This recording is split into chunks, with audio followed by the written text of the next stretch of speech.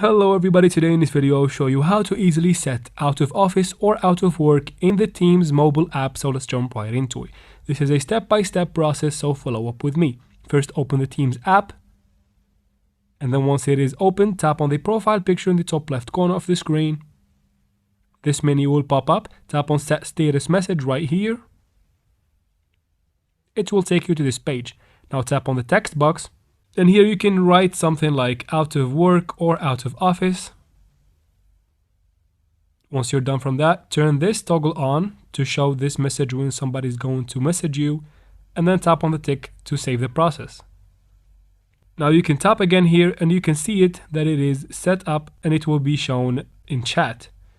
Now what you can do as well is to tap on the availability button right here, the green dot.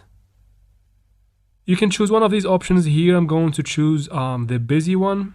Now if people still message you even though you are busy, you can just go and tap on notifications and tap on general activity. It will take you to the settings. Turn this toggle off and you will receive no messages until you turn it back on, and that's how we do it, guys. I hope this video was helpful. Please like and comment down below. Don't forget to subscribe for future videos like this one, and thank you very much for watching.